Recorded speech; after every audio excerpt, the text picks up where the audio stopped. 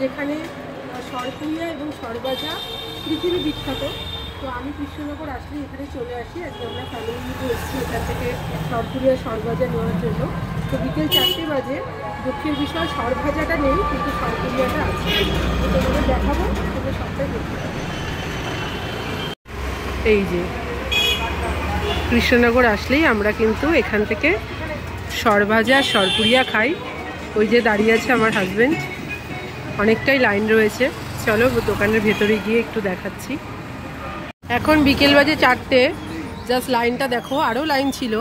আর এখানে একটা জিনিস লক্ষ্য করো, এই যে অধুর মিষ্টান্ন ভাণ্ডার লেখা আছে, নামটা জাস্ট মুছেই গেছে, কিন্তু নামে কিছু হয় না, ব্র্যান্ড আর কোয়ালিটিতে হয়। এটা দেখে কিন্তু বোঝা যায়।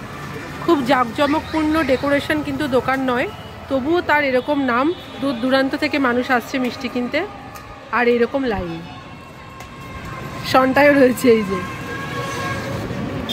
দোকানের ভেতরটা বিশাল কিছু জাঁকজমক নয়, কিন্তু ভিড়টা দেখতে পাচ্ছ জাস্ট। আর এই যে সরপুরিয়াগুলো এখানে রয়েছে। আমাদের আরেকটা জিনিস দেখাচ্ছি, দেখো সরভাজা যে দামটা রয়েছে, প্রাইসটা 800 টাকা কেজি।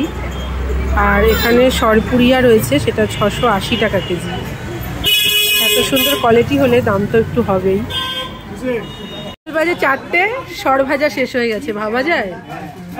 এই যে শুধু সরপুরিয়া রয়েছে ফ্রিজে।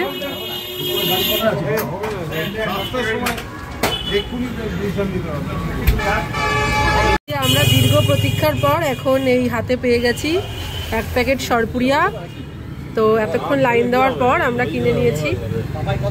দোকানটা দেখালাম অধুর মিষ্টান্ন প্রতিষ্ঠান, এটা কিন্তু আদি মানে পুরনো দোকান। আর নতুন দোকানটা এখন আমি যাব, নতুন দোকানটার সামনেই, ওটা তোমাদের দেখাচ্ছি। এটা হচ্ছে নতুন দোকান। এই যে এই দোকানটা পুরোটাই নতুন, এখানে আইটেম বেশি পাওয়া যায়, ওইখানে শুধু সরভাজা সরপুরিয়াটা পাওয়া যায়। চলো ভেতরে গিয়ে দেখি কি কি পাওয়া যাচ্ছে। এখানে আপাতত 7-8 পিস পাওয়া গেছে সরভাজা নতুন দোকানটায়।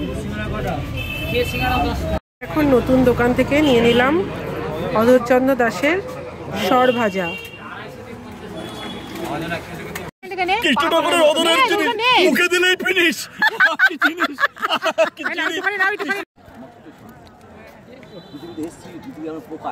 সরপুরিয়া কৃষ্ণনগরে দারুণ। অধরের কি জিনিস, মুখে দিলেই ফিনিশ। কৃষ্ণনগরের জিনিস, কালীনারায়ণপুরের পোশাক খাই।